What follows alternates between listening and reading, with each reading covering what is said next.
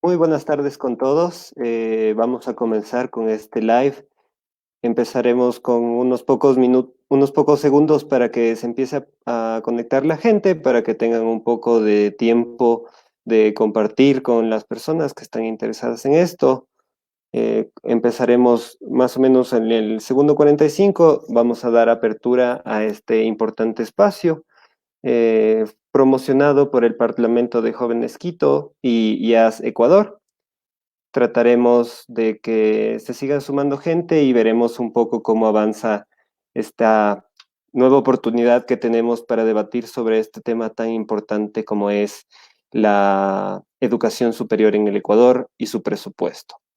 Mi nombre es Bernardo Gortaire Morejón, soy director ejecutivo de Cuida Ecuador, una organización de cooperación social, y hemos decidido apoyar esta propuesta tan interesante del Parlamento de Jóvenes Quito y del IAS Ecuador, como les decía, para hablar del tema del recorte presupuestario en la educación superior pública. Como ustedes saben, dentro del marco del COVID-19, esta pandemia mundial que ha afectado al Ecuador en más o menos 29,000 contagiados, de acuerdo a la última metodología del gobierno ecuatoriano, y más o menos 1,700 muertos, se ha visto en una situación el país sumamente grave, pues se ha sumado a una crisis económica en gestación, asociada con el endeudamiento en más o menos del 50% del Producto Interno Bruto, con poca capacidad de endeudamiento por parte del Estado, debido al alto riesgo país que supera los 4,000 puntos, una reducción en los precios del petróleo, nuestro principal producto de exportación, una reducción del empleo, un aumento del subempleo y el empleo no adecuado, que viene acompañada también de una crisis humanitaria en Venezuela, en la cual nuestros hermanos suramericanos han tenido que también venir a visitar el país y se han encontrado con esta pandemia siendo uno de los sectores más afectados en el momento. Ante esto, el gobierno ha propuesto la reducción del presupuesto del Estado, y esto ha incluido la reducción o la propuesta de la reducción de 98 millones de dólares en educación. Frente a ello, las universidades públicas se oponen y se han manifestado en contra, incluso llegando a hablar de un supuesto de inconstitucionalidad en el marco del artículo 165 que habla sobre el estado de excepción, en el cual se dice que no se puede utilizar presupuesto perteneciente al sector salud y al sector educación. Ante ello también han habido propuestas de una suspensión de la matriculación, principalmente en la Universidad Central del Ecuador, y han habido protestas directas, incluso desafiando el toque de queda y la suspensión de los eventos masivos. Por otro lado, se habla de un posible aumento de la eficiencia ante esta reducción del gasto, hablándose de que existe de antemano un aparato estatal que es considerado exagerado. Frente a ello, se habla de un posible soporte a un mercado laboral donde la demanda de perfiles con formación universitaria se ha visto reducida. En este sentido, contamos con la participación de 4 jóvenes que se han visto interesados en este tema y que nos van a acompañar para presentarnos las distintas visiones que existen en la sociedad respecto a estos temas. Tenemos la presencia de Carlos Nogales, que es expresidente de la Federación de Estudiantes de la Escuela Politécnica Nacional. También nos acompaña Andrea Adriance, presidenta de la Federación de Escuelas Politécnicas del Ecuador. Anthony Rivilla, presidente de la Asociación de Estudiantes de Carreras Ambientales y Afines. Y también Andrés Díaz, creador de la página Libertario y miembro de Estudiantes por la Libertad de Ecuador y el think tank Libre Razón. Al mismo tiempo tendremos la compañía de un experto de parte de Yandri Luque, coordinador de la mesa educativa del Consejo Consultivo Nacional de Jóvenes. Como ustedes saben, estos panelistas que nos van a acompañar saben de antemano que esta será una propuesta de diálogo gentil, no se recurrirá al espacio de ofensas personales y también se les solicita que sepan respetar los tiempos. El orden del debate para que lo tengan conciencia todos, empezaremos con la participación de Carlos Nogales, seguido por Andrés Díaz. Continuaremos después con Andrea y concluiremos con Anthony. Una vez que yo concluyo con estas palabras de iniciación, se les recuerda que después habrá la etapa para las preguntas entre los panelistas. Se seguirá después con preguntas que aparecerán en nuestra red en vivo, que tendrán el espacio para responderlo. Concluiremos también con las palabras de nuestro experto y con las palabras finales de cada panelista y de mi persona como moderador. Se les recuerda entonces que ahorita que vamos a empezar con la propuesta de cada uno de los panelistas, que tienen un tiempo entre 6 y 8 minutos, y se les recordará 1 minuto y medio antes que tienen que empezar a cerrar su postura. Siendo así, empezaremos con Carlos Nogales, que nos hablará de su postura con respecto a esta importante situación. Adelante, Carlos. Muchas gracias, Bernardo. Buenas tardes con todos.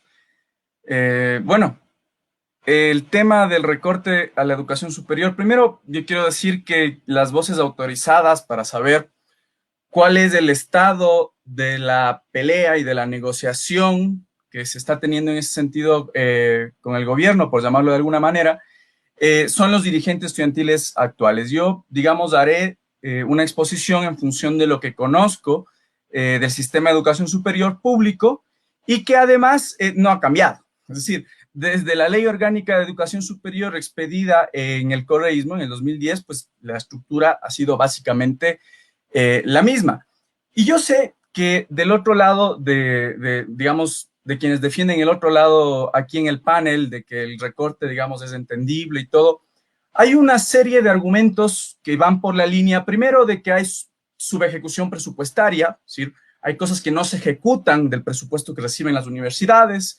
Hay problemas también en las universidades en el sentido de si hay o no hay profesores que se merecen estar en esas instituciones, ¿no? Y ha habido un montón de casos públicamente bastante sonados.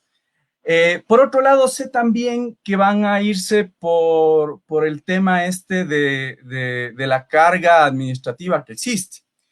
Bueno, yo me adelanto a decir que las primeras cosas son realmente ciertas, es decir, las universidades públicas no ejecutan todo el presupuesto que tienen. No hay universidad que tenga una ejecución del 100% de su presupuesto. Eso es así, eso es real. Y no voy, digamos, a tratar de negarlo en ese sentido. Sobre lo último, pues bueno, yo creo que esa es una mala medición. Cuando se dice, y se publicó en La Posta hace unos días, de que hay mucha carga administrativa, por ejemplo, en mi universidad, en la Politécnica Nacional, lo que no se dice ahí, por ejemplo, es que absolutamente todo el personal del geofísico, todo el personal de laboratorios, todo el personal académico, científico y gran parte del personal investigativo de la universidad está considerada, lamentablemente, porque no hay la tipología adecuada en el sistema público, está considerada como administrativo. Entonces, si es que tú me dices que un doctor en geofísica, de los que nos están alertando sobre los sismos que tenemos, sobre los problemas en esa línea, es un administrativo, pues yo te digo que no tienes idea en realidad de qué es lo que pasa. Es decir, esa medida de que hay una gran carga administrativa es un sesgo que no refleja la realidad. Ahora, vamos por el tema del presupuesto. Arranqué diciendo, es verdad que no existe una ejecución del 100% en el presupuesto, pero voy a explicar por qué. Entonces, me permito compartir con ustedes un ejemplo, ¿vale? Este es un ejemplo sobre un caso hipotético en el que por alguna razón a alguien en este país le interesaría meterse en computación cuántica, ¿vale? La computación cuántica es el paso previo para lograr la tan famosa singularidad tecnológica. ¿Qué es en términos concretos la computación cuántica? Una computadora cuántica tiene la capacidad de descifrarte cualquier sistema de seguridad que exista actualmente. Y bueno, a alguien le puede interesar, digamos, porque se prevé que en las próximas décadas eso va a mover 450.000 millones de dólares anualmente, es decir, 4 veces y medio el PIB nacional en un solo sector. Entonces, si alguien está ahí queriendo ver dónde apostarle, ahí tiene un leitmotiv, ¿no es cierto? Actualmente, una computadora cuántica universal de un solo qubit, ¿sí? Está en $10,000, ¿vale? O sea, un qubit en una computadora cuántica te costaría $10,000. Si es que tú quieres sacarte una computadora universal que funcione realmente para temas ya prácticos, reales, te costaría unos 10,000 millones de dólares. Pero digamos que como eso va a pasar en unas décadas, tú quieres empezar ahorita esa investigación y lo consideras un tema de importancia nacional y todo. ¿Qué pasaría si un grupo de investigadores decide en este momento apostarle por la investigación en computación cuántica? La gente cree que, bueno, se genera la necesidad en el proceso investigativo, lo vimos hace un momento. Luego dice, bueno, vamos a buscar quién tiene ese equipo ahorita en el mercado para ver si le hacemos ingeniería inversa, para ver qué está pasando. Pues, vemos que está en el presupuesto y compramos. O sea, si esto funcionara así, como sí ocurre en las universidades privadas, sería genial. Es decir, la investigación en el país tendría un crecimiento exponencial. Lamentablemente, el sistema de contratación pública y el sistema público en general es un lío completo. Esta es la realidad. Primero, se genera, digamos, lo que vimos al inicio, la necesidad del proceso investigativo. Luego, lo que te toca es justificar la pertinencia de acuerdo a las líneas del programa de gobierno, del gobierno que esté en turno. O sea, puede ser Moreno ahorita, o antes Correa, o antes Abdalá. Es decir, te toca justificar la investigación pública de importancia nacional en función del programa de gobierno de turno. Y te toca incluirlo en la planificación, y toda esa planificación y esa estructura está dada por ¿quiénes? Por el CENESID, por el CES, por el CASES, por una serie de otras instancias gubernamentales. Ahora, si es que se te ocurrió hacer eso a mediados de año, te toca esperar al siguiente año para incluirlo en la planificación anual, para incluirlo en la planificación operativa. Entonces, solamente que eso se considere pertinente, es decir, que empiecen a decir si es que tal vez es un calvario para los investigadores. Ahora, digamos que te dicen que bueno, ya que te creen, que entendieron por lo menos de qué se trata. Lo siguiente es que empiezas a buscar opciones en el mercado y bueno, dices, bueno, parece que esto, evidentemente no hay producción nacional, pero lo están haciendo en Alemania con IBM, parece que lo están trabajando en Noruega. Vamos a ver, compremos ahí al menos un equipo de un qubit y empecemos hoy la investigación para apostarle a ese mercado. Resulta que luego de eso, bueno, puse la diapositiva equivocada, pero aquí en el paso 4, básicamente lo que te toca es demostrar que eso no existe en el mercado nacional. Imagínate ese reto. Lo siguiente es que ya una vez hecho eso, le hagas entender a una gente que no entiende ni de física cuántica, no va a entender mucho menos la computación cuántica, cuáles son los términos de referencia que tiene ese producto en concreto. Y luego de eso, ya, si es que ya tienes todo eso, entra a compras públicas. Y en compras públicas tienes que otra vez esperar a todo el proceso y convencerle a la gente que luego va a recibir, que confíe que el Estado algún día le va a pagar. Y finalmente tienes un quinto paso en el que después de un año más obtienes un equipo para iniciar un proceso de investigación. Esa es la realidad de la investigación en el país. Esa es la realidad de cómo funciona el sistema público. Entonces, que ustedes me digan, o lo que he leído en redes, más bien me estoy adelantando un poco, de que este es un problema, ¿no es cierto?, de ineficiencia en el sector público, no tiene tanto que ver con digamos, con el profesor, con el investigador.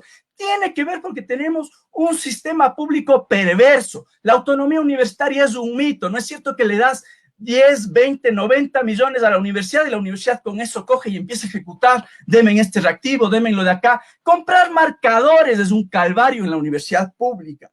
Entonces, en ese sentido, cuando se habla de la subejecución presupuestaria, lo que estamos demostrando es la ineficiencia del sistema público. Bien, dicho eso, el tema aquí es recorte o no recorte. Yo digo no recorte. ¿Por qué? Porque si es que tú recortas, ¿quién se queda con esa plata? Yo te digo, ¿quién se queda con esa plata? Los mismos burócratas que en este gobierno, en el de Correa, en el anterior a ese y en cualquiera, aprovechan la mínima oportunidad para robarse la plata. Apenas salió la emergencia, caso de mascarillas. Hace poco tuvimos el caso de, digamos, las bolsas para cadáveres. Y finalmente esta semana cerramos con los trajes. ¿Quieren quitar eso a los investigadores que hacen lo imposible para poder usarlo y llevar esos corruptos? Yo no estoy de acuerdo.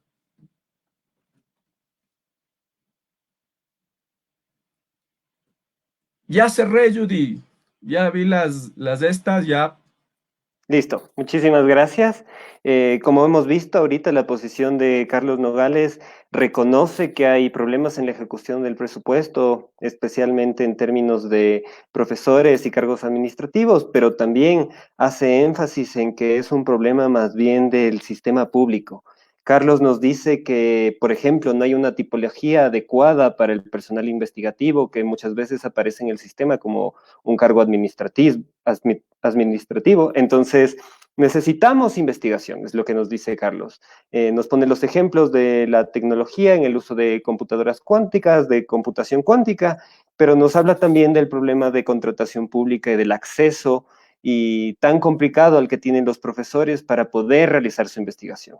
Entonces, desde su posición, no hay que afectar el presupuesto de la educación pública porque en realidad el problema no viene por ahí, sino más bien un sistema que él considera perverso, considera corrupto y que más bien habría que atacar esa posición en lugar del presupuesto de la educación pública. Una vez que hemos accedido a esta posición de Carlos, vamos a darle la voz a Andrés, por favor, para que nos ayude también con su posición acerca de este tema de el recorte a la educación, al presupuesto de la educación pública. Andrés, por favor.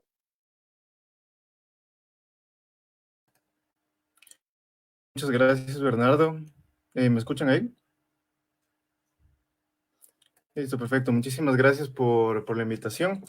Y bueno, creo que tenemos que primero centrarnos más o menos en qué es lo que está pasando, cuál es la base del problema y de ahí podemos ir desarrollando cuáles pueden ser las soluciones y aspectos claves. Desde el Ministerio de Finanzas se comunica que este no es un recorte focalizado a la educación, o sea, no es que se está directamente buscando reducir el presupuesto en educación, sino que se ajusta debido a la reducción de ingresos en este momento, dado la falta de actividad económica. El Estado es incapaz de recaudar al mismo nivel de lo que lo hace en condiciones normales. Se está reasignando los presupuestos de acuerdo con el cálculo de ingresos, invitando a considerar una mayor eficiencia en el gasto de cada entidad educativa. El mismo Ministerio de Finanzas ha comparado presupuestos de cada universidad pública con el número de estudiantes inscritos en cada año. Una de las conclusiones a las cuales ha llegado ha sido que el estudio es que cada una de las 33 universidades invierte en promedio $5,924 por cada alumno. No es una cifra pequeña, es una cifra importante para cada alumno si contamos cuánto cuesta las universidades privadas. Cada año se destina 876 millones para pagar nómina de 33 centros de educación superior públicos. Tendría lógica que el ministerio tome esa política, dado que evidentemente la recaudación se ha desplomado y el presupuesto general se realiza de acuerdo con lo que plantea recaudar. Ahora bien, esto no quiere decir que la política haya sido correcta. Primero, porque la Constitución blinda los presupuestos tanto para salud como para educación, en especial en momentos de emergencia nacional como la que estamos viviendo en este momento. Y segundo, y creo que ahí estaría el punto del asunto, es que este es un problema económico de base. Existen muchas entidades de adorno que simplemente no tienen función práctica para seguir consumiendo la renta nacional, y ahí es donde el Ejecutivo debe reducir las partidas para no tocar evidentemente el presupuesto en educación.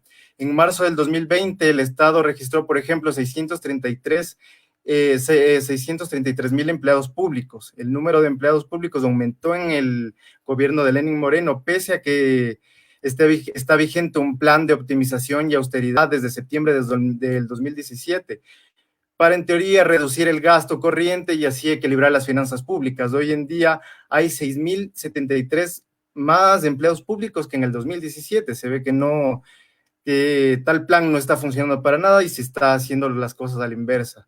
Incluso con los últimos cambios hasta el momento, el gobierno aún cuenta con 8 secretarías técnicas, 19 institutos, 6 agencias, 20 empresas públicas, entre las cuales están, por ejemplo, todavía la Secretaría de Juventudes y Empresas de Medios Públicos. Se supone que se iban a eliminar desde hace varios meses, hasta ahora ni se ha tocado. Eso aumentándolo al hecho que el empleo en el Ecuador, hasta lo que se cerró el 2019, vemos que solo un 38% es un empleo adecuado en el Ecuador. De ese 38% hay que ver cuánto es del empleo público y cuánto del privado. De ese 38% vemos que es un porcentaje muy pequeño privado que sostiene prácticamente a todo el país. Hay un 3,8% de desempleo y un 56,7% de empleo inadecuado, lo que es simplemente un eufemismo que se viene utilizando para no decir plenamente el desempleo, porque la gente que vive en la formalidad no está empleada, está en el subempleo, en el desempleo. Así de simple. Entonces, teniendo en cuenta esto, vamos, por ejemplo, las instituciones referentes a la educación.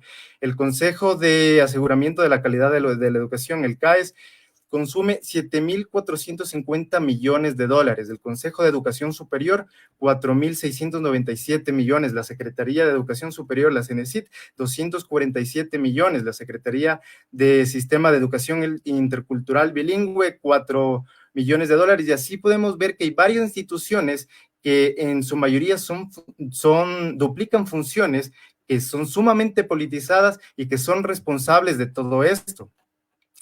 Sin duda es que lo que nos lleva al mismo punto, estamos ante un grave problema de carácter económico. Si no resolvemos los problemas estructurales en torno a la deuda, el gasto y el déficit fiscal, los recortes llegarán tarde o temprano a todos los sectores simplemente porque no hay ingresos suficientes y no solo por la crisis del coronavirus, porque hay que tener en cuenta que este problema es mucho anterior a lo del coronavirus. Es un problema de querer vivir por sobre nuestras posibilidades, lo cual es simplemente insostenible. El déficit fiscal es una constante en la economía ecuatoriana prácticamente desde el retorno a la democracia. No es hasta que entramos a la dolarización donde empezamos a tener ciertos porcentajes de superávit fiscales en unos cuantos años, entre el 2000 y el 2007, donde el tamaño del Estado ecuatoriano rondaba el 20% del PIB.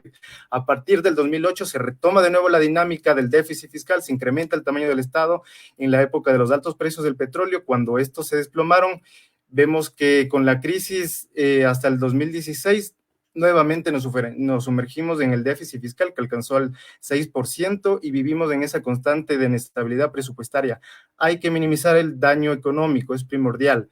Sin economía estable no hay salud y no hay educación, hay que tener eso muy en cuenta.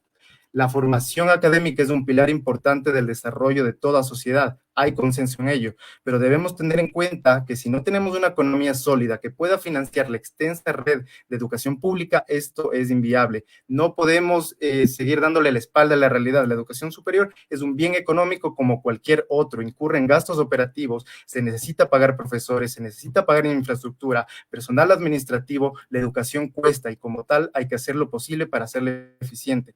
No olvidemos, la educación gratuita, entre comillas, tiene como objetivo el lucro. ¿El lucro de quién? De cada estudiante. Cada estudiante que entra a una carrera quiere sacar un provecho económico después de que salga de la universidad. El que va a la universidad se le entrega un servicio y el contribuyente paga por ello. Lo mínimo que se puede pedir a un sistema es que funcione. Yo comparto la oportunidad de que muchos estudiantes que carecen de recursos tengan la oportunidad de formar su capital humano, pero es hora de tener un debate serio sobre la educación superior. Hasta el momento se ha gastado grandes sumas de dinero en formar en muchos estudiantes y hasta ahora no vemos una gran ventaja de todo ello. Simplemente estas funciones es así. Vemos que hay, por ejemplo, instituciones inservibles en el Estado y el Instituto de Patrimonio Cultural, 5 millones de dólares. ¿Por qué no se fusiona con el Ministerio de Cultura? La Secretaría del Deporte, 82 millones de dólares. Agencia de Regulación y Control del Agua, 2 millones de dólares. Secretaría Nacional del Agua, aparte, 22 millones. Y vemos que esta lógica sí continúa y continúa. O sea, no podemos seguir viviendo de esta manera. Hay que tener un cambio en el sistema. Y, por ejemplo, una de las cosas que yo he propuesto es comenzar a darle la vuelta al sistema en el sentido de buscar otra forma, otro modelo. Por ejemplo, el sistema de vouchers, que también funciona en países como Suecia. La universidad no se encarga no se encarga de financiar la oferta, sino se encarga de financiar directamente la demanda. El voucher va directamente al estudiante y el estudiante escoge qué y dónde poder estudiar. No podemos seguir en esta dinámica que se le da un presupuesto y como bien se dijo antes, se lo despilfarra, es consecuencia del sistema y hay que cambiar esto. Listo, perfecto. Muchísimas gracias, Andrés. Como hemos visto, Andrés tiene una posición certera en el sentido de que habla de que la educación pública también es un problema económico. Considera de su parte que hay un exceso de órganos y organismos públicos que restan la capacidad de atender los puntos más importantes de este sector. Pues habla de que sin una economía sólida, la estabilidad de la educación pública es insostenible. Menciona también el elemento que se comentaba un poco antes acerca del empleo, el subempleo y el empleo no adecuado, con solo 38% de la población ecuatoriana en un estado de empleo adecuado, del cual considera que un importante, aunque muy pequeño sector privado es el que está sosteniendo la capacidad del Estado en términos de su gasto público. Habla también de la duplicidad de funciones y la politización de la organización del Estado, que afecta también a que existe un gasto excesivo.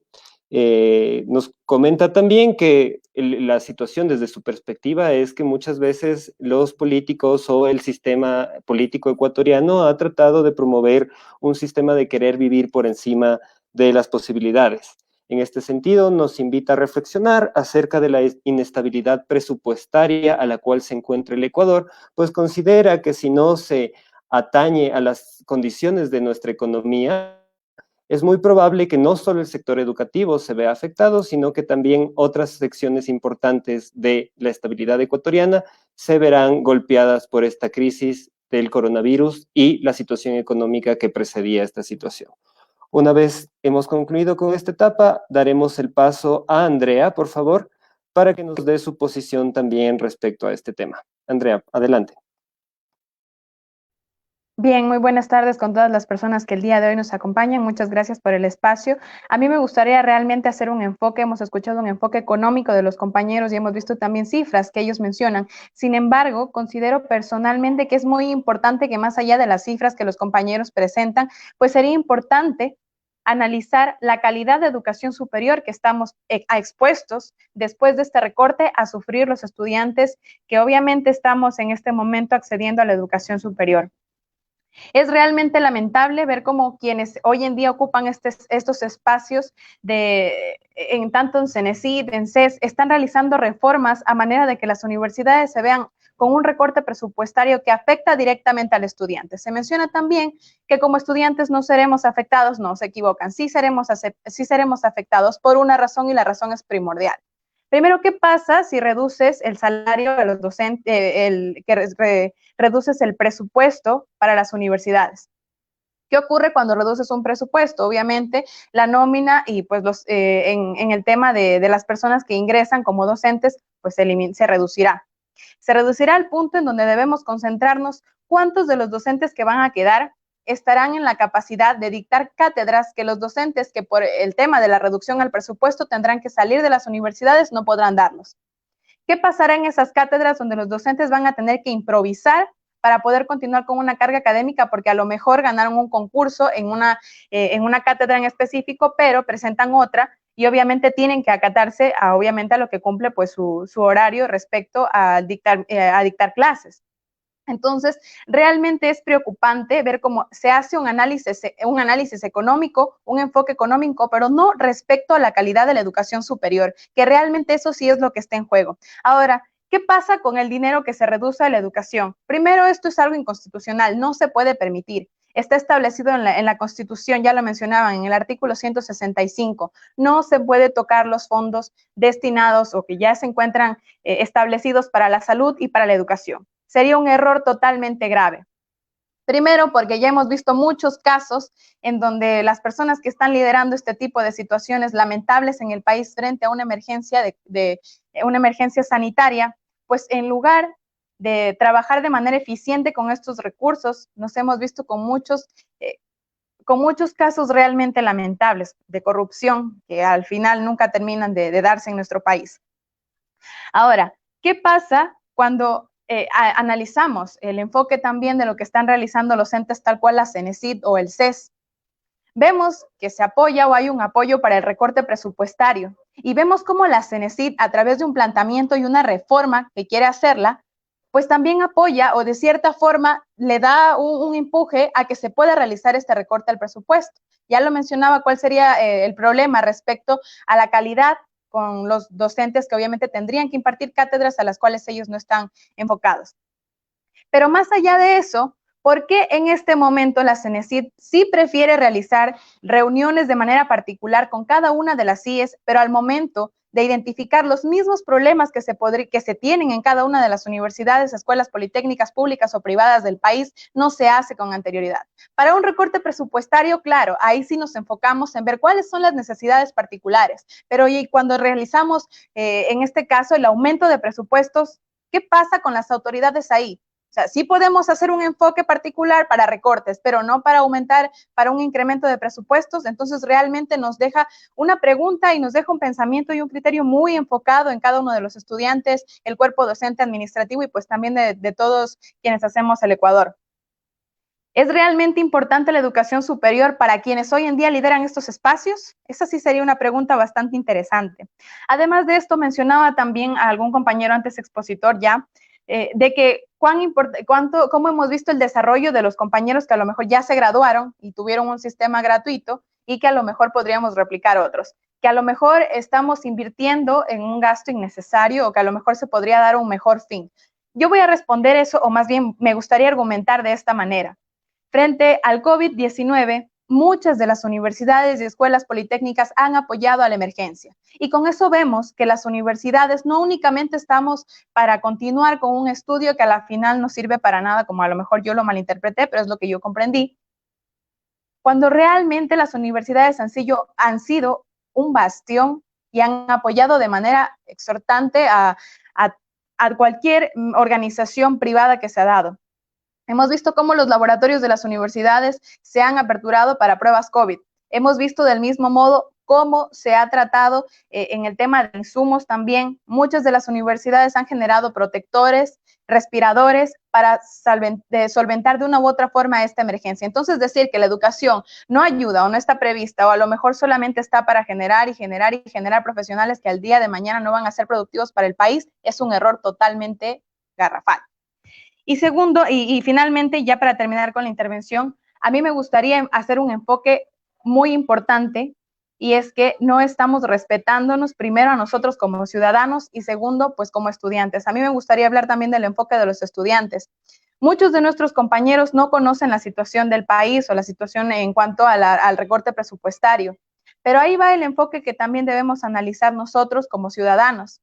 No podemos permitir que se trate de politizar de una u otra forma un tema que realmente nos conlleva a todos, pues no estamos peleando quizá por mejorar de una forma el proceso que se está llevando, pues hemos visto que nos hemos estado a través de improvisaciones del Estado. Entonces, el enfoque y el análisis debería ir un poco más allá y analizar realmente la calidad de educación. Y quizá no para nosotros, porque yo también soy futura ya egresada de la universidad en la cual yo estoy, pero ¿qué tal con las futuras generaciones, la gente que viene detrás de nosotros? Hoy nos enmarcamos en una lucha y yo lo considero así una lucha porque debemos luchar porque esto no suceda. Porque el día de mañana, ya pasó en el 2019, ya hicieron un recorte presupuestario. ¿Y qué pasó con esos fondos? ¿Qué se hizo con ese dinero? ¿Vamos a seguir con actos de corrupción? Estoy totalmente en desacuerdo justamente por eso, porque no hemos visto que se ha mejorado, que se ha implementado algo mejor dentro del país. Gracias. Muchísimas gracias, Andrea. Como hemos escuchado su posición, para Andrea es importante hablar más allá de las cifras económicas. Hay que hablar de un tema social detrás de este recorte presupuestario. Ella considera que los estudiantes sí se verán afectados por el recorte en la nómina principalmente, porque al reducirse la cantidad de docentes, también va a haber una reducción de capacidades por parte de esos docentes, tanto en términos técnicos como en términos de conocimiento. Todo esto se traduce en un factor de calidad de la educación. Para Andrea es importante hablar no solo de la cantidad de las cifras en términos presupuestarios, sino también de cómo va a ser la calidad de la educación una vez que haya un recorte. Nos recuerda nuevamente la percepción de que esto sería un acto inconstitucional en el marco del artículo 165, pero considera también que es importante entender que las universidades han ayudado en la lucha contra el COVID.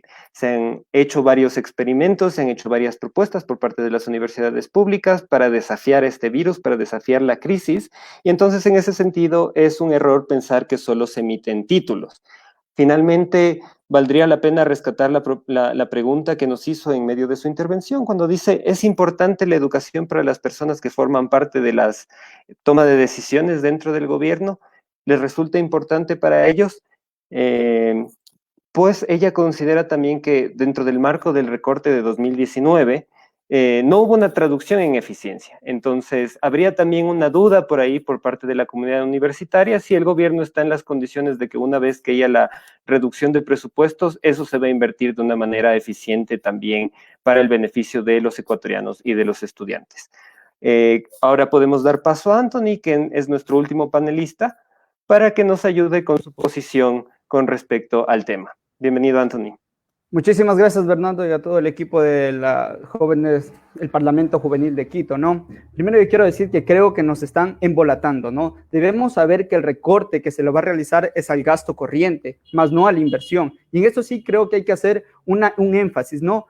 ¿Qué entendemos nosotros por gasto corriente o qué es el gasto corriente? El gasto corriente es el pago de sueldos, aguinaldos, movilización y viáticos que perciben los docentes y administrativos de las universidades públicas. Tanto así que hay rectores, hace un par de años recordemos que el rector de Yachay percibía casi $16,000 de un sueldo. Quiere decir que son 40 veces más que lo que gana un salario básico un obrero el día de hoy, ¿no? Igualmente, hoy día tenemos datos de que 27 rectores de las universidades ganan $5,000, ¿no? Igualmente, vicerrectores casi tenemos 4,829, decanos 4,300, subdecano 4,025 y asambleístas tenemos 4,723, para poner en contexto de cómo van las cifras, ¿no? Dentro de acá. El gasto al recorte corriente, al gasto corriente, no implica los bienes de capital, que son las maquinarias, los inmuebles, las instalaciones, las infraestructuras. La educación no se mueve, eso no se va, es el gasto corriente, como ya mencioné, que va para los refrigerios, para la movilidad, para los viáticos, que vamos a ver unos datos muy importantes que voy a presentar, ¿no? Como podemos ver aquí en un gráfico, si me permiten, tenemos un gráfico en el cual se puede ver un caso de la Universidad Central del Ecuador. La Universidad Central del Ecuador tiene en sus gastos corrientes 84 millones de dólares, casi 84 millones de dólares, que tan solo en inversión para investigación y mantenimiento tiene $63,000. ¿Y saben cuál es un dato un poco irónico que voy a mostrar? Tengo aquí un acta cuando la Universidad Central, señores, contrató un modelo. Aquí está. Un modelo, sí. ¿Y qué estamos apoyando con esto? Decir, sí, que se mantenga el presupuesto. Nosotros no podemos decir lo que he leído en redes sociales. No, señores, aquí está. Aquí está. El exceso de personal administrativo, ¿en qué se centra? En un modelo que ganaba un sueldo básico, señores. Aquí está. De igual manera, hay casos súper extravagantes, se podría decir. Por ejemplo, la Politécnica Nacional presenta 1,400 administrativos, como decía el compañero, bien o no, que contratados para laboratorios y demás, 1,400 administrativos que tan solo tiene 400 docentes en la planta administrativa. Y esto con datos, señores, esto sí es con datos reales, ¿no? Pero ¿qué nos dicen las entidades de control, los organismos? ¿Qué nos están diciendo, no? Hay un estudio en contexto acá de la región de Costa Rica, que así son las universidades de México, que es un modelo educativo basado en las competencias de las universidades politécnicas, en la percepción docente administrativo, y de igualmente por la profesora Gael McDonald, miembro de vitalicio de Nueva Zelanda y Australia en la academia y administración, ¿no? Que nos dice que hay un parámetro en el cual por cada por cada administrativo debería haber 4 docentes. Pero ¿cuál es el caso del Ecuador? En cambio, acá, por cada 4 administrativos hay tan solo un profesor. O sea, hacemos todo lo contrario. Como podemos ver que modelos exitosos como Nueva Zelanda, como Australia, como Costa Rica, modelos al cual nosotros deberíamos seguir, pues nos dicen que hacemos todo lo contrario, no hacemos mal. De igual manera, me gusta ver que mis compañeros hablen sobre la corrupción que hay a nivel de las bolsas, ¿no? De insumos médicos y demás. ¿Por qué nosotros no hablamos sobre la corrupción que hay en las universidades? Tanto así que tenemos, por ejemplo, justamente del gasto corriente en la Universidad de Guayaquil, donde hay un examen de Contraloría por 9 millones de dólares, señores, menos del gasto de prestación, 9 millones de dólares en viáticos, en pasajes que se fueron a preparar los docentes, 9 millones de dólares, señores. Nos gusta hablar, no. La Universidad de Guayaquil tiene más de 17 casos especiales en Contraloría, señoras. Por favor, no sé si me permiten indicar, 17 casos de Contraloría. ¿Por qué no hablamos de los procesos que hay en la central? ¿Por qué no hablamos sobre los procesos que hay en todas las universidades, no? Tenemos igualmente procesos de Contraloría de rectores con patrimonios de más de 4 millones de dólares, 7 millones de dólares en la Contraloría. Es facilito, solo deben ir a la página de la Contraloría y meter todos los datos que reposan ahí. Entonces, señores, ¿cómo nosotros como estudiantes podemos decir que se nos va a afectar cuando realmente la investigación, la educación no se recorta, la investigación, el gasto de la inversión no, se recorta los sueldos, se recorta lo que dice el Estado, justifíqueme su trabajo. Si en un laboratorio habían 3 auxiliares, si hay un modelo en la Universidad Central del Ecuador, justifique su trabajo. ¿Cómo puede justificar? Entonces, es ahí en la que yo sí me permitiría acotar un poco a lo que dicen del artículo 165. Sí, es verdad, está en la Constitución el artículo 165 en el cual se expresa que no debería recortarse, pero al igual tenemos la aritmética jurídica en la cual nosotros debemos ver cuál pesa más, si la educación o la salud. Estamos en un estado de emergencia, recordemos, aquí es momento de sacarse la mano de los bolsillos y ponérsela en el corazón. ¿Cuándo han visto un rector que ha dicho, yo dono mi sueldo de $5,000? ¿O les parece poco el sueldo de $5,000? Claro, como nosotros vemos tal vez asambleístas o alcaldes que ganan 4,700, mucho menos que los rectores, a ellos como son figuras más públicas, obviamente, ellos hasta por compromiso pueden decir que donan su sueldo.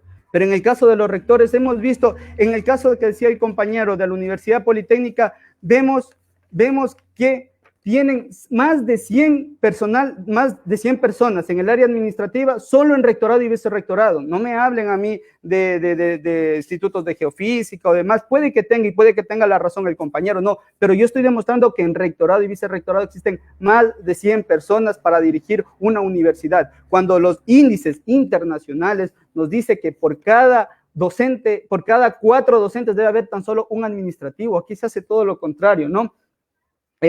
Comentaban, ¿no? Justamente que la plata, que la corrupción, yo creo que el eje central de este debate es justamente eso, ¿no? El recorte. Nosotros tal vez podremos dar nuestro juicio de valor en cuanto a la corrupción, pero sí me gustaría hacer un dato súper importante, que recién hubo un conversatorio en el cual se explicaba que si el Ecuador fuera una persona, el Ecuador sería una persona que gana $1,000 con una deuda de $1 millón.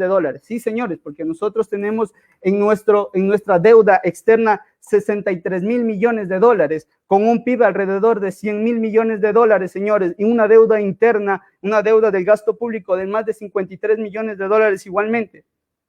Entonces, ¿cuánto se deberá pagar? Prácticamente y teóricamente la deuda del gobierno, tanto interna como es insostenible. Ya no estamos en el momento donde el petróleo estaba a 37, 40, 50 dólares. Como es de conocimiento público, el barril de petróleo ya bajó hasta menos 34 dólares. Esto quiere decir que si antes invertían $1,000 para sacar un barril de petróleo, ahora se invierte $1,034 y toca pagar esos 34 dólares en vez de nosotros recibir esos 34 dólares. Y esa es mi postura, y yo quiero agradecer nuevamente y les digo, no sigamos apoyando este tipo de corrupción que existe dentro de las universidades. Muchísimas gracias, Anthony. Para resumir un poco la posición de nuestro colega panelista, Anthony considera que hay que hacer énfasis en que el recorte aparentemente sería netamente en la concentración de sueldos, aguinaldos, viáticos, movilización. No considera que esto afectaría directamente a la rama de educación.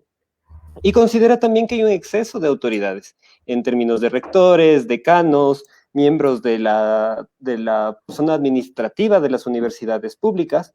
Hace la comparación con casos internacionales como Costa Rica, México y Nueva Zelanda, en donde nos habla que lo recomendable sería que exista 4 profesores por cada cargo administrativo, mientras que en Ecuador habría una situación a la inversa en la que habría 4 administrativos por cada profesor. Hace también un énfasis en el tema de la corrupción, como había mencionado Carlos al comienzo de este diálogo, haciendo énfasis en el caso de la Universidad de Guayaquil, donde se han registrado varias denuncias frente a la Contraloría, y lo mismo de la Universidad Central del Ecuador.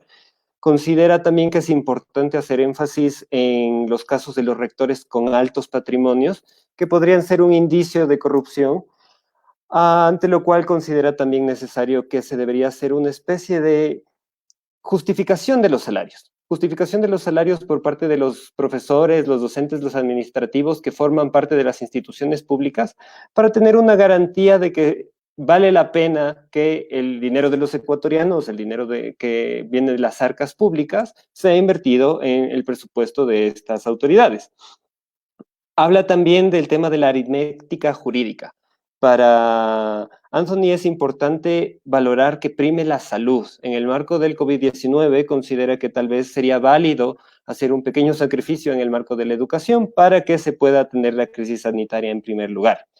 Por último, cierra también con el elemento de los excesos de deuda pública. Como se había comentado al principio de este conversatorio, se habla de una posible insostenibilidad del gasto público de parte del Estado, la deuda que se mantiene, y en ese sentido es importante encontrar recursos con los cuales se pueda financiar esta deuda pública. Una vez que hemos concluido con esta etapa, podríamos pasar a la sección de las preguntas. Vamos a hacer una pequeña revisión de las preguntas que nos han llegado. Como ustedes saben, primeramente había el espacio para que los panelistas hagan las preguntas directamente a los otros panelistas, y se les recuerda a las personas que nos están siguiendo a través de live que pueden hacer preguntas también para los panelistas para que puedan ellos responder a sus dudas. Por favor, aclarar que si está dirigida a un panelista en particular, incluyan el nombre. Y si no, simplemente déjenlo como una pregunta general. Aquí el equipo técnico y el equipo de moderación vamos a tratar de que sus preguntas sean atendidas. Vamos a dar paso a una pregunta que viene por parte del panelista Anthony Rivilla para Andrea Adriance, que le pregunta si cree que el sueldo de más de $5,000 por parte de los rectores, sin contar viáticos, es muy poco. Le pregunta eso a Anthony, aquí a nuestra panelista Andrea. Entonces, Andrea, por favor, le recordamos, tenemos 5 minutos para la respuesta y tratemos de enfocarnos en esto. Por favor, abramos el micrófono. Bien, a mí me gustaría responder quizá con algo muy claro y muy puntual. Por lo que yo puedo palpar, estamos realizando un enfoque más bien satanizando a cuánto puede llegar a ganar un rector dentro de una institución de educación superior, en donde a lo mejor este no únicamente es una persona que fue designado por quien es una autoridad superior para que pueda, pues, entrar en este cargo. Sabemos bien que para ser rector hay que cumplir primero con muchos requisitos. Ser ingeniero, tener un título de tercer nivel, tener un título de cuarto nivel, llegan los rectores, tener hasta PhDs, hacen investigación, son directores.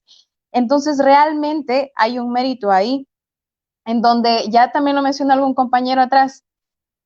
¿Qué están haciendo las personas que se preparan hoy en día en el Ecuador? ¿Acaso nosotros nos preparamos hoy como estudiantes de tercer nivel, en este caso, para el día de mañana no ejercer cargos que demanden todo el sacrificio y el esfuerzo que hemos hecho a través de toda una vida universitaria o quizá estudiantil? Entonces, también esa sería una pregunta, pero respondiendo puntualmente, yo considero que el análisis debería ir más allá de cuánto puede ganar un rector que llega a ser hasta PhD y tiene trabajos de investigación que aportan a la comunidad, cuando tenemos a funcionarios públicos, tenemos a gobernantes que ni siquiera tienen títulos de tercer nivel, y justamente por eso vemos este tipo de acciones improvisadas. Entonces, yo estaría más, y de hecho me gustaría ser puntual también en eso. Los salarios que se le pagan hoy en día a quienes trabajan como docentes, como autoridades dentro de las IES, pues no son remunerados tal cual son en otros países, porque en otros países quizá sí se prioriza la calidad y a través de la priorización a la calidad también se hace un análisis de cuán necesario e importante es remunerar estos cargos para quienes estamos pues en miras a continuar con nuestros estudios, podamos encaminarnos y direccionarnos a una correcta formación para ser partícipes de estos cargos. Ahora, es realmente lamentable ver cómo nos enfocamos en cuánto puede ganar un rector o cuánto puede ganar un docente y no nos ponemos a pensar en la gente que nos gobierna, que ni siquiera llega a ser preparados, cuánto podrían ganar. Entonces, en lo que yo estoy de acuerdo, y no voy a hablar quizá de rectores o no, porque cuando hablamos de administración dentro de las IES, hablamos también del cuerpo docente, del personal administrativo, empleados y obreros.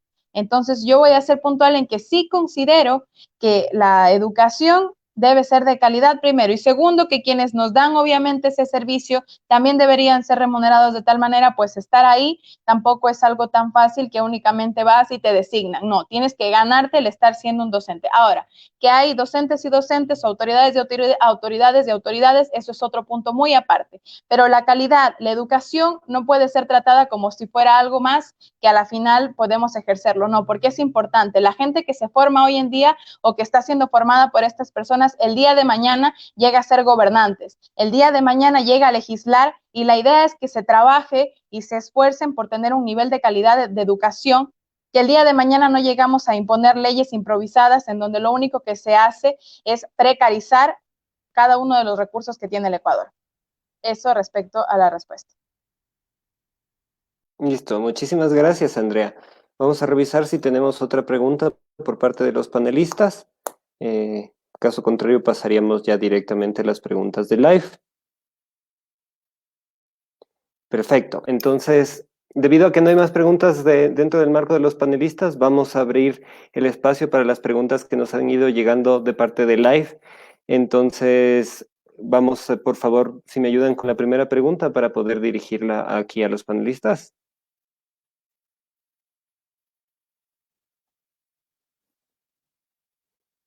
Nuevamente le recordamos a las personas que nos están siguiendo, si tienen preguntas específicas, dirigirlas con el nombre de la persona a la que quisieran escuchar su posición, y si tienen preguntas más generales también serán compartidas para que cada uno tenga su espacio para responderles.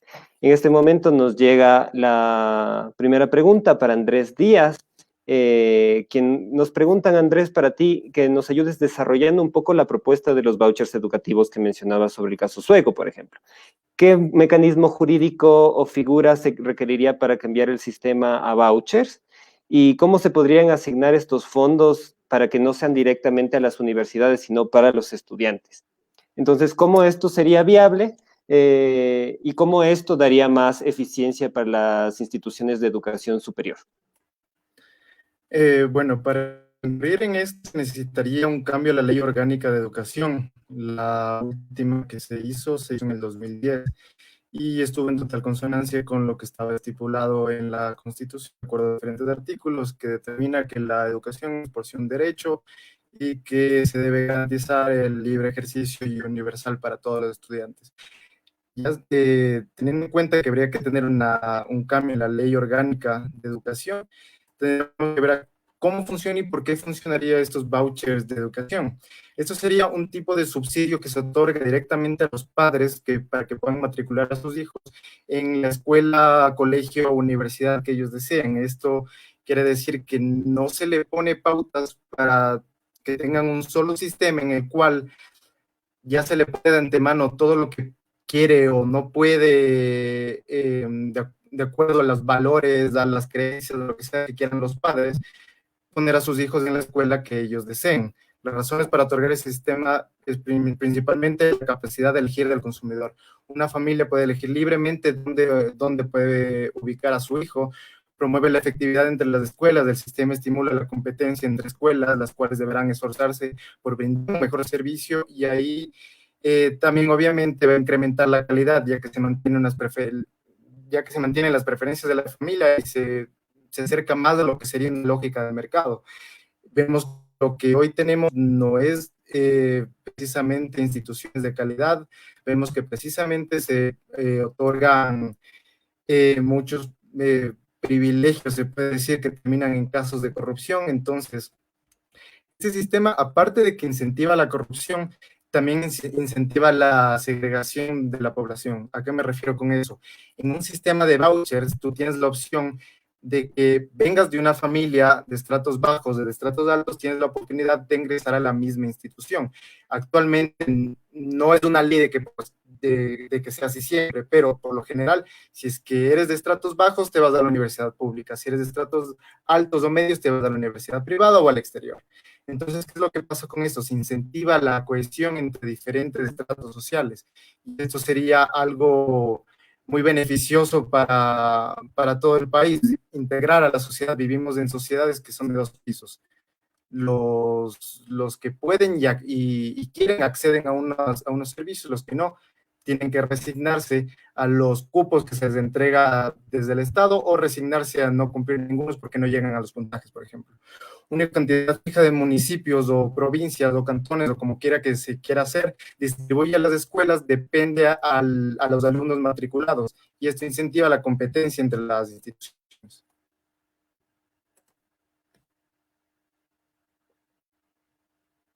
Listo. Muchísimas gracias, Andrés. Pasaremos con la siguiente pregunta que va dirigida a Anthony Revilla por parte de Francisco Mendoza, quien quisiera saber si es factible que nos comentes un poquito más del qué porcentaje del recorte que se está proponiendo termina en corrupción. Si los ingresos estatales bajan considerablemente como en este año, ¿cómo proponen financiar las partidas para educación ante este escenario? Y finalmente, en los últimos 10 años el presupuesto también aumentó, pero se considera también que se ha mejorado en relación esta mayor inversión con los resultados de la calidad de la educación superior pública. ¿Cuál es tu posición frente a esto, Anthony? Claro, bueno, no, hacer como un acote personal, no, eso creo que era el tema que más defendió el compañero Nogales, ¿no? Pero en cuanto a lo que yo respecte, ¿no? Yo creo que el Estado, como estamos viendo, se está viendo una sobreendeudación, ¿no? Como le explicaba, ¿no? Tenemos casi, con deuda incluida interna y externa, casi 100.000 millones de dólares, ¿no? Yo creo, ¿no? Igualmente que es importante recalcar que la educación es una inversión a largo plazo, es una inversión a largo plazo. Nadie dice que no es importante. ¿De qué es importante? Sí es importante, ¿no? Pero que no es una solución factible para el momento de ya. Hay que saber que, no, que la economía se va a sostener en cuanto a las empresas, a lo que vengan, ¿no? Y sí me gustaría, ¿no? Justamente para las personas que nos están viendo, quiero justamente acotar que toda la información que estoy mostrando de las universidades, pues sí voy a publicarlas, ¿no? Voy a dar en las páginas, sería bueno para que se tengan las memorias, ¿no? Y si no las publiqué de una manera oportuna fue porque hubo un contratiempo, ¿no? Por parte de la organización. Pero toda esa información en cuanto a cómo la Universidad Central ha contratado modelos, cómo la Contraloría General del Estado igualmente podemos verificar en el portal, eso es una información pública, no es una información secreta que se lo ha hecho, de hecho acaban de publicarla, están dentro de en casos de corrupción. Ahora te comento, es difícil saber cuánto exactamente es el presupuesto que se destina a las universidades que se ve envuelto en casos de corrupción. Como les decía, ¿no? Tenemos ejemplos que tienen exámenes especiales de Contraloría, como la Universidad de Guayaquil, y por qué la nombro bastante es porque es la universidad que más gasta acá, ¿no? En el Ecuador. Yo simplemente quiero acotar igualmente justamente eso, ¿no? Yo no estoy diciendo que está mal que por la preparación una persona gane eso, simplemente digo que ahora en el Ecuador es momento de que todos comprender que no existe el dinero.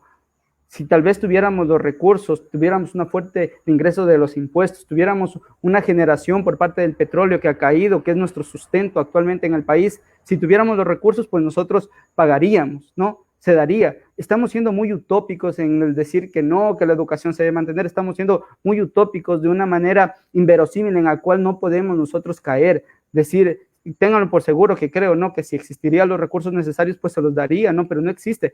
Claramente vemos que tenemos un sobreendeudamiento, entonces estamos hablando de plata que no tenemos, ¿no? Entonces, si nos ponemos a comparar con varias funciones del Estado, igualmente, ¿no? De hecho, recordarle a todas las personas de que la ley, ¿no? de la austeridad que salió, era justamente en eso, de que nadie gane más que el presidente, ¿no? Y recordar que el presidente gana menos de $5,000, 4,700 y algo de dólares, ¿no? Entonces, inició por eso, ¿no? Muchas personas dicen, no, es que solo se ha atacado a la parte de la educación. No es así. De hecho, el plan que justamente propone el gobierno es el recorte tanto de la austeridad pública, de la austeridad en la educación. Obviamente, como estamos en una emergencia sanitaria, es evidente que la parte de salud no se va a tocar, ¿no?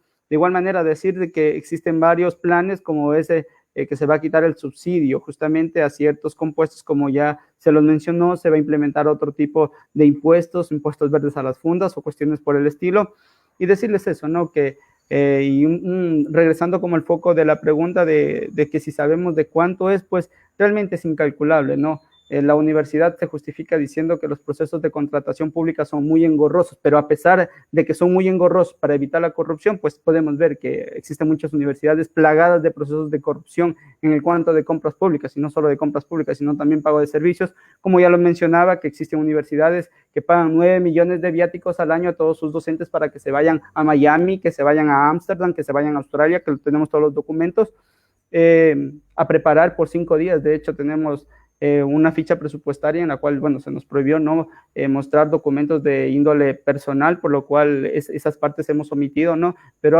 por 5 días se han ido a Miami a prepararse y han gastado $17,000. Nosotros creemos como estudiantes que no somos un juguete, no somos sus escudos para que grandes poderes políticos dentro de las universidades, como es conocido a nivel nacional, se nos utilice para decirnos, levanten la voz, es hora de levantar la voz, no, porque a nosotros no se nos afecta. Se afecta gasto corriente, viáticos, aguinaldos, viajes, se acabaron. Listo, muchísimas gracias, Anthony. Vamos a hacer un ejercicio de hacer la misma pregunta para Carlos Nogales. Vamos a tratar de ver también cuál es su percepción con respecto a este tema, si él tiene un poco más de claridad sobre el porcentaje del recorte que termina en la corrupción. ¿Qué pasaría si se recorta? ¿Cómo podríamos tratar de financiar las partidas de educación en ese escenario? Y dentro del marco de este incremento que hubo en los últimos 10 años, si notas que hay una relación entre la inversión y los resultados. ¿Cuál es tu posición, Carlos? Cuéntanos. Bien, yo quiero partir la respuesta de una reflexión, y es, ¿para qué está ahí el Estado?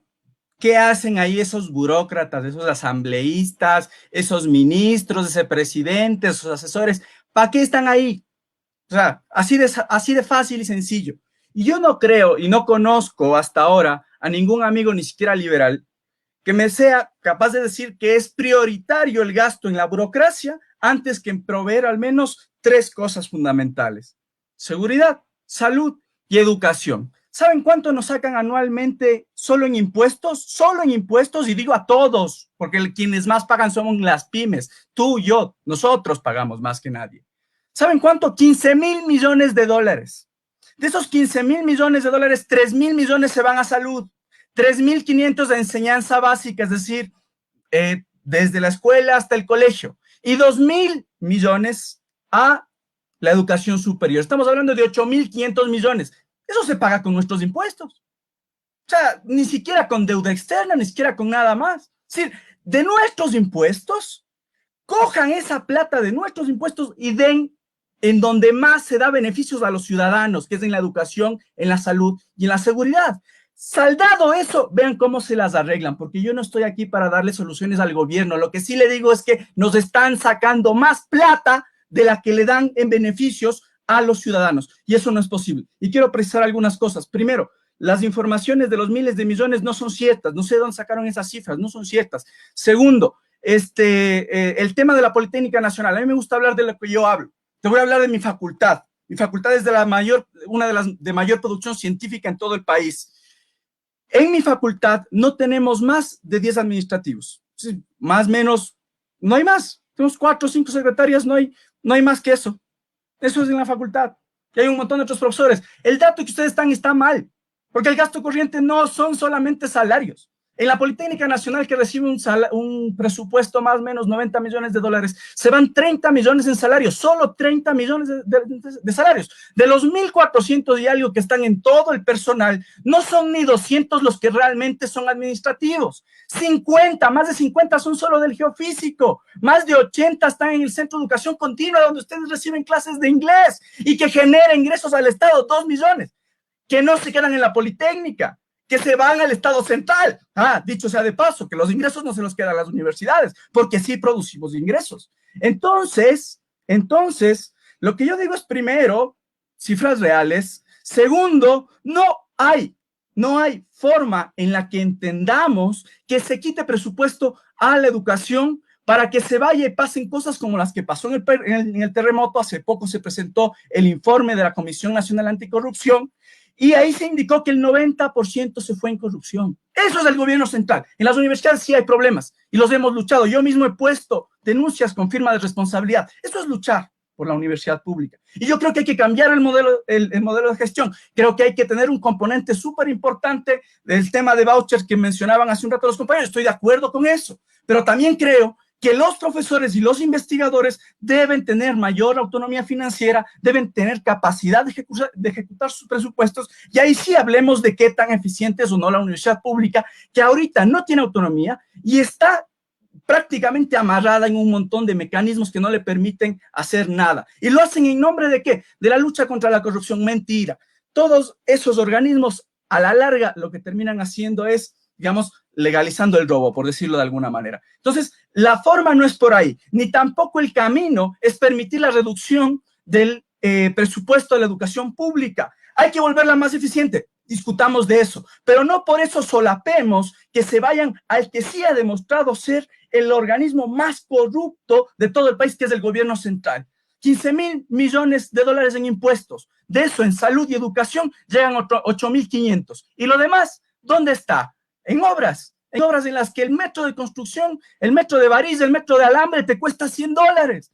Si ustedes quieren que vaya para eso, si ustedes quieren que vaya para las corruptelas de los Bucarán y compañía, bien, yo no estoy de acuerdo. Ese dinero tiene que quedarse en la educación pública, porque quienes van a sufrir son los profesores ocasionales, los técnicos docentes que están contados como administrativos, ojo, ¿sí? Y esa gente es la que hace que funcione la educación superior pública, porque no puedes bajarle el puesto ni despedir a un titular tiempo completo.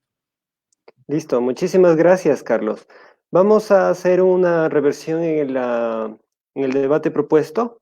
En este momento, considerando que muchos de los comentarios nos mencionan la necesidad de que quieren escuchar a los panelistas sus propuestas, vamos a tratar de escuchar precisamente eso, vamos a tratar de ver qué es lo que consideran nuestros panelistas que se debería hacer y cómo podríamos encontrar una solución. Obviamente, para las personas que están de acuerdo con el recorte presupuestario, habría que focalizar un poquito en qué consideran que se debería invertir ese presupuesto, y vamos a intentar pasar a esta etapa contando con la participación de Anthony, por favor.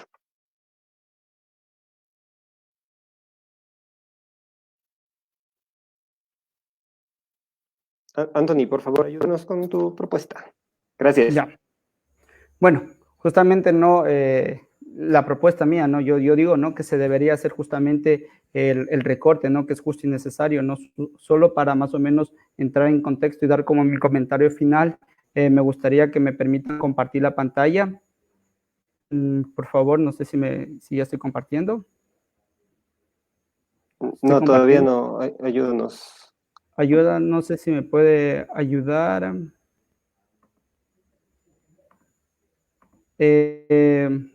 Ahí estoy compartiendo mi pantalla. ¿No? ¿Sí? No sé si me pueden ayudar, si no. No, chuta. Me gustaría verles. Ya, ahí va a dar el paso. Listo. Ya. Justamente por el compañero que nos explicaba, ¿no? Aquí podemos ver justamente la de administrativos que tienen, que dice que en su universidad únicamente tienen 4. Aquí podemos ver justamente lo que explicaba sobre que en rectorado y vicerrectorado tenemos 107, ¿no? De los cuales que si sumamos hablamos de 1.400 administrativos. Esto tranquilamente se ve en la Ley Orgánica de Transparencia y Acceso a la Información. Luego, justamente tenemos el caso del modelo que les comentaba, ¿no? Que si me permiten un segundo, y lo rastreo. A ver, si me permiten un segundo. Recuerda, Tony, que tienes 2 minutos para la propuesta. Justamente, no. Mi propuesta es esa, ¿no? Que el recorte debería ser un poco más. Aquí está, en el cual podemos ver que está el modelo que gana un sueldo básico, la nómina que llaman ustedes de los docentes. Aquí está el gasto justamente de la Escuela de la Politécnica Nacional, justamente lo podemos ver en vivo, ¿no? Y como regresando más a la propuesta, ¿no? Yo creo que es necesario el recorte personal, ¿no? Que en este año nosotros debemos ser conscientes de que no vamos a ocupar laboratorios, al menos por parte de mi universidad, toda la educación va a ser de manera virtual, ¿no? Todos debemos adaptarnos al nuevo proceso y este no es un mundo de cambio, es un mundo que lo debemos ver con ojos de post-pandemia, que no podemos ser indolentes hasta a la situación de que se está viviendo el Ecuador. Entonces, nada, mi propuesta es esa, que se acepte por parte, seamos un poco conscientes como personas y darle chance, ¿no? Por parte, ¿no? Para ver cómo va este recorte presupuestario. Perfecto, Anthony. Vamos a darle la palabra ahora a Carlos para escuchar su posición de contraparte. Bien, a ver, primero, hay 1.400 más o menos, es el total del personal de la Politécnica. Yo te dije, hay 4 en mi facultad, hay 10, hay muy pocos. En realidad se necesita quizás una que otra secretaria. Pero del total de los que tú me muestras, si es que ves en la parte de directivos, dirección administrativa y todo eso, hay como 150 personas máximo, no es más de los 1.500. Te estoy hablando de una por cada 10, porque hay algo que no sé si no se entiende.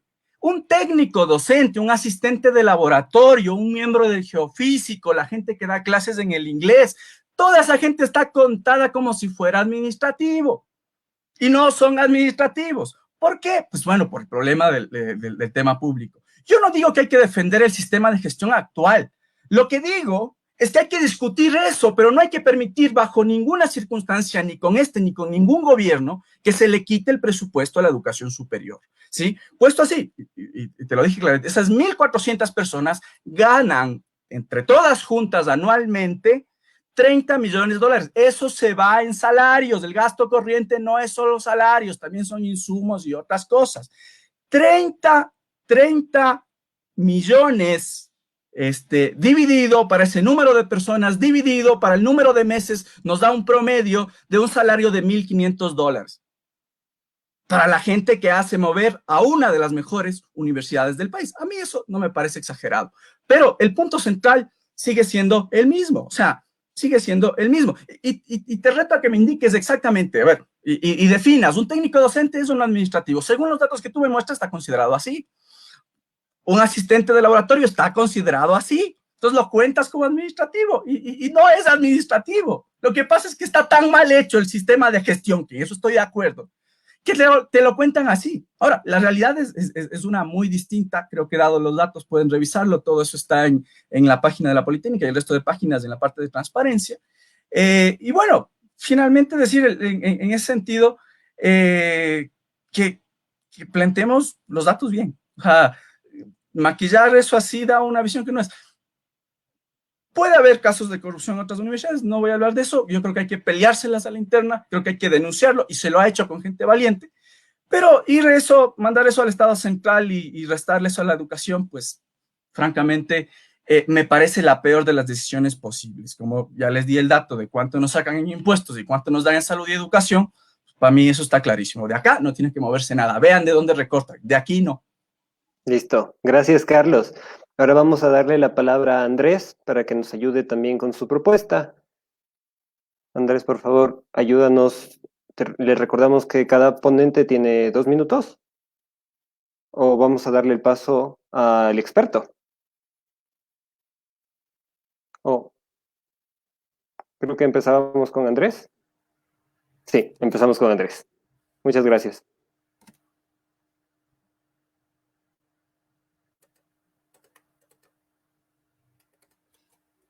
¿Listo? Tienes la palabra, Andrés. Perfecto, o sea, mi propuesta es ir más allá del tema del recorte. ¿Por qué? Porque esto viene de un punto común, y el cual es que vivimos por encima de nuestras posibilidades. ¿Por qué? Porque hemos entrado desde hace más de 10 años, y eso que quede claro, este gobierno es la continuación del anterior. Entramos en un gobierno que incentiva el querer vivir, el vivir pasado de las posibilidades y aparte vivir del vecino. Ese es el sistema en el cual vivimos. Entonces, para eso necesitamos una serie de reformas económicas, políticas, sociales, todas en conjunto. ¿En bien de qué? En bien de lo que funciona, en bien de el ciudadano. Consumirle la renta al ciudadano mediante múltiples impuestos está claro que no funciona. El 97% del gasto administrativo es de parte del Ejecutivo. ¿Quieren ver cómo luce? Así luce. Esto luce lo que consume el Ejecutivo ecuatoriano. Hay que cambiar esa realidad. Si es que se quiere hacer recortes, que podemos entrar al debate, si es que es efectivo o no el recorte en educación. Yo, por el momento, creería que no debería recortarse en educación. Habría que hablar de otros temas, pero sí que hay que recortar el tamaño del Estado ecuatoriano. Si el Estado ecuatoriano consume tanto, se vuelve una máquina poco eficiente, pesada, que no permite al libre funcionamiento de las personas. Si queremos, por ejemplo, incentivar la calidad de la educación, tenemos que incentivar también la oferta educativa. No puede ser que esté tan restringida la oferta educativa. Tenemos que hacer convenios internacionales, y para ello se necesitan también reformas económicas de apertura comercial. Nos quejamos de las oligarquías, de los oligopolios, pero nos negamos a abrirnos para oxigenar las élites que tenemos incrustadas en este sistema perverso. Me adhiero a lo que decía Carlos, y yo digo también eso. El problema es que este sistema es proclive a la corrupción. El problema es del sistema y hay que darle la vuelta. Listo, muchísimas gracias, Andrés. Ahora vamos a dar paso a nuestra última panelista, Andrea, para que tenga sus 2 minutos para contarnos su propuesta. Adelante, Andrea.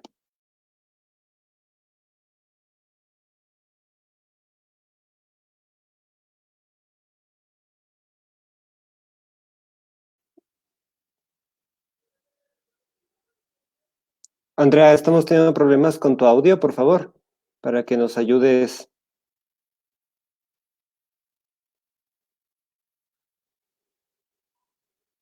Parece que tuvimos problemas con Andrea.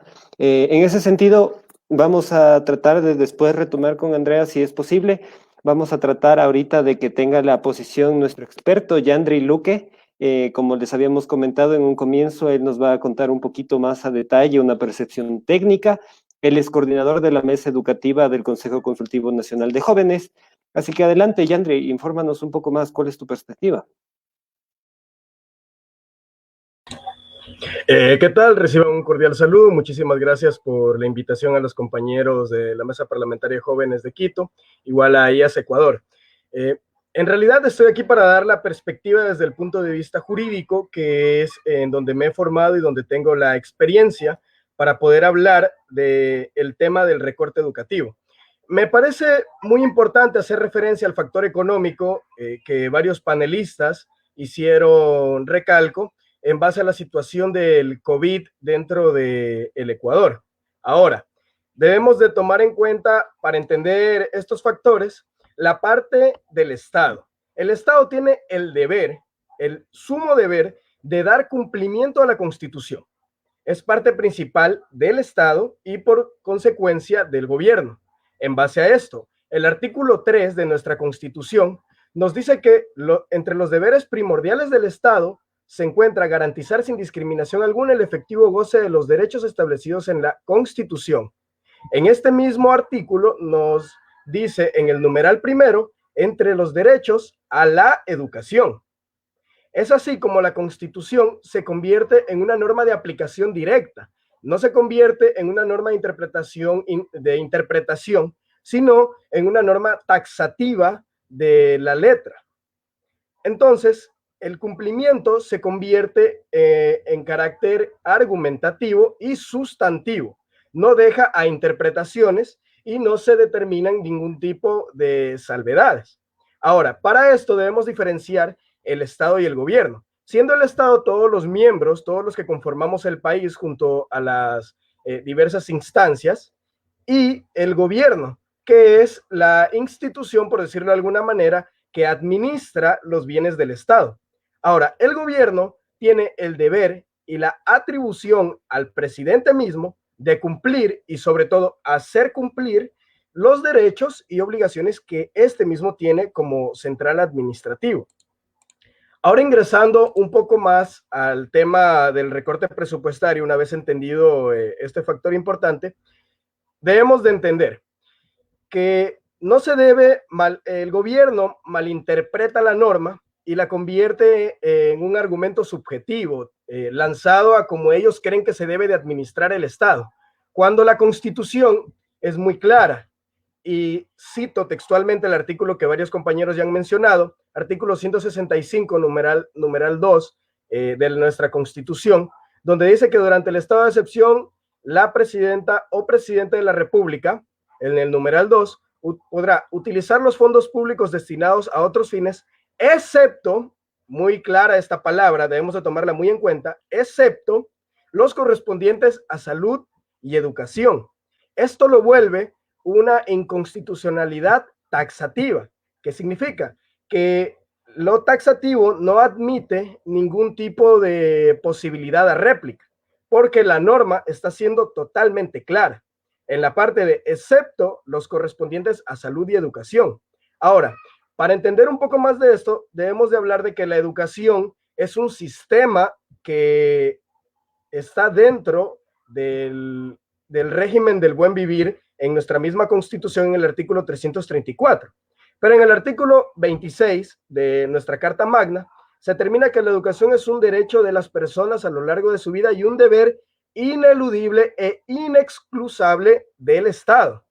Adicionalmente, en el artículo 27 nos dice que ésta se centrará en el ser humano y garantizará, importante esto, la calidad y calidez, muy importante, para que en el régimen del buen vivir, en el artículo 343 en adelante, que nos habla respecto a las obligaciones que tiene el Estado con la educación, encontremos que este sistema se encuentra protegido constitucionalmente y no puede ser un derecho que esté vulnerado por alguna disposición de algún gobernante, por lo que se convierte en lo que de derecho se llama un núcleo duro en derecho.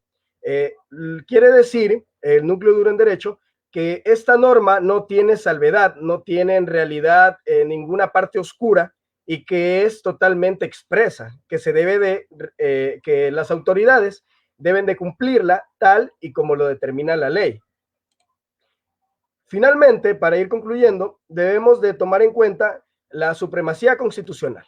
Nuestra Constitución, según el artículo 424, 425, incluso el 426, nos dice que la Constitución es la norma suprema y prevalece sobre cualquier otra norma del ordenamiento jurídico.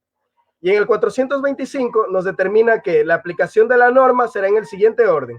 Entonces encontramos la pirámide de Kelsen con la Constitución, tratados y convenios internacionales, leyes orgánicas, leyes ordinarias, las normas regionales, ordenanzas y ordenanzas distritales, y ahí encontramos recién los decretos y reglamentos.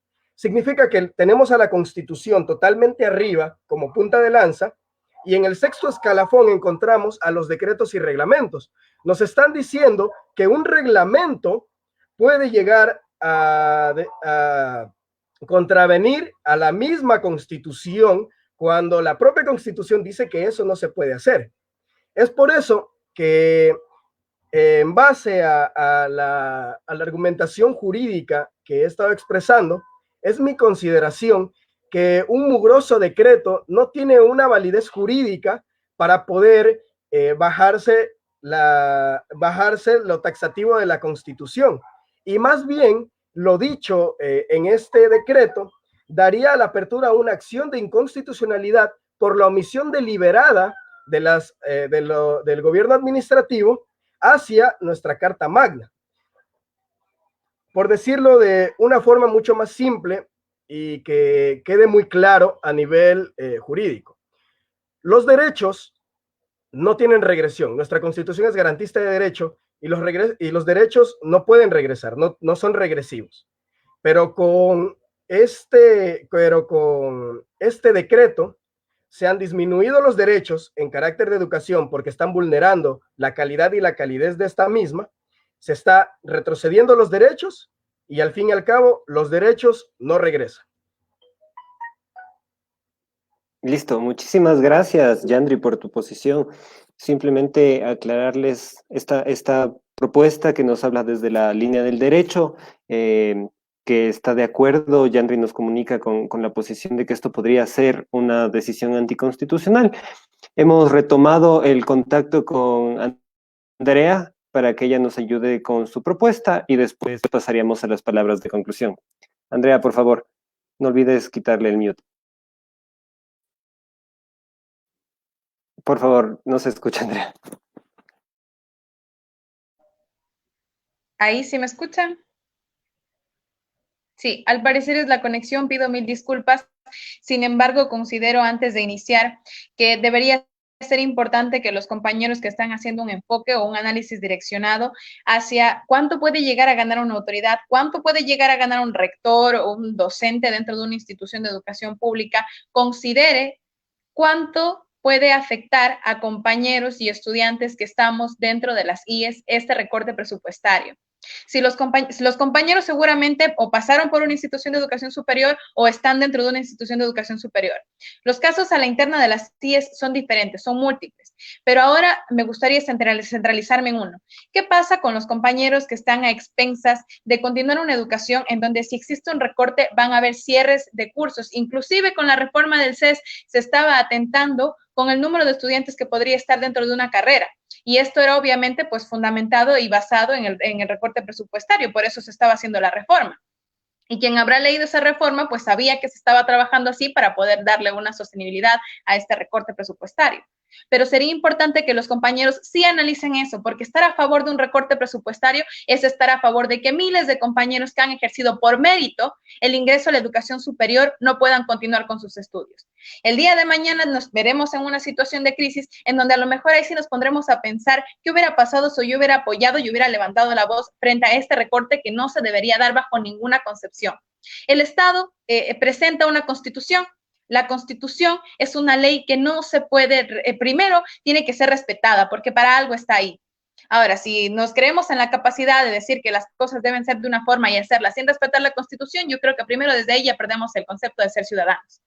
Entonces, la propuesta direccionada hacia el Estado va primero, en que el Estado, antes de intentar efectivizar, porque es lo que entiendo que los compañeros manifiestan, efectivizar los recursos a la interna de las CIES con gente que el día de hoy está trabajando para que los futuros profesionales del Ecuador ejerzan cargos y no realicen ningún tipo de, ya pasando por este tipo de situaciones, pues no realicen acciones erróneas que el día de mañana nos lleven a problemas mucho más mayores que los que actualmente ya vivimos dentro del país. El Estado y la propuesta es que ellos deberán efectivizar sus recursos. ¿Cuánta gente está detrás de la campaña publicitaria ahora mismo de nuestros gobernantes que están haciendo algo por la pandemia del COVID, cuando vemos actos de corrupción todo el tiempo en redes sociales y también pues en los canales de información? El Estado deberá efectivizar sus recursos antes que pensar en recortar un presupuesto a la educación. Y justamente sería importante efectivizar los recursos del gobierno antes que los de la educación superior para que los futuros profesionales y gobernantes de la patria no caigan en los mismos errores que hoy lo hacen nuestros gobernantes. Gracias. Muchísimas gracias, Andrea. Bueno, hemos escuchado las posiciones de 4 brillantes panelistas, cada quien con su posición. Hemos visto las aristas económicas, políticas, humanas de este duro tema, como termina siendo el recorte al presupuesto de la educación superior.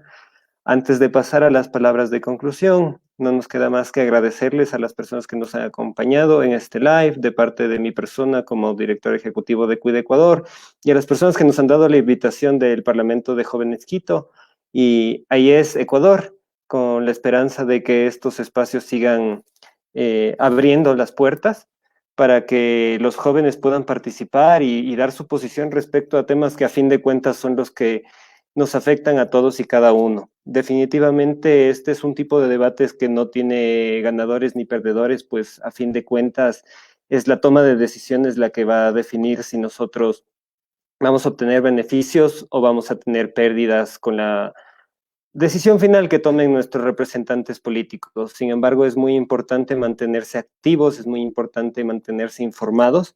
Definitivamente nos enfrentamos a una crisis económica, política, sanitaria, que a la final se traduce en una crisis humana. Es fundamental en este momento abrir las puertas de nuestras ideas y de nuestros corazones, sobre todo, para que podamos tomar las decisiones de una manera en la cual la mayoría se vea beneficiada y no se vean estos intereses personales como como la punta de lo que se debe lograr. Más bien lo que debemos conseguir y la invitación que siempre debemos hacer es ver cómo podemos mejorar el país. Definitivamente, aunque hayan posiciones diversas en este debate, se puede ver que lo que les interesa a los jóvenes en este momento es renunciar a la corrupción, renunciar a los abusos de poder, encontrar recursos para que nosotros podamos cumplir nuestros ideales, cumplir nuestros objetivos, y que los sueños de la gente que quiere educarse puedan satisfacerse, que encuentren ese trabajo que ellos quieren, que encuentren esos espacios y esas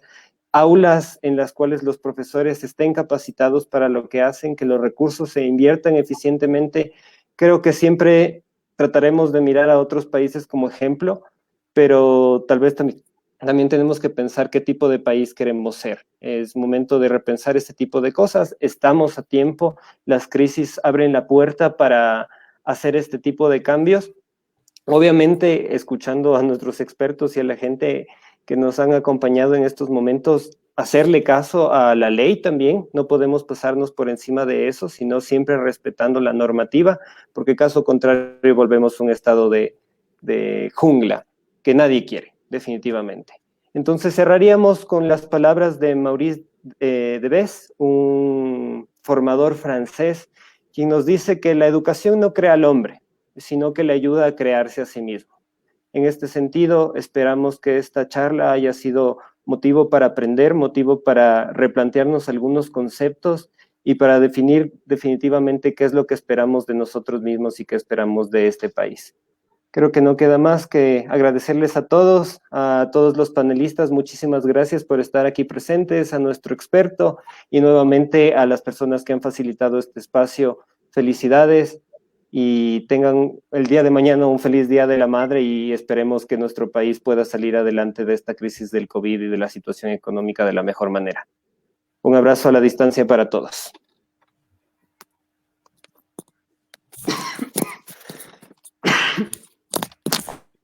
Gracias. Gracias a todos, nos vemos.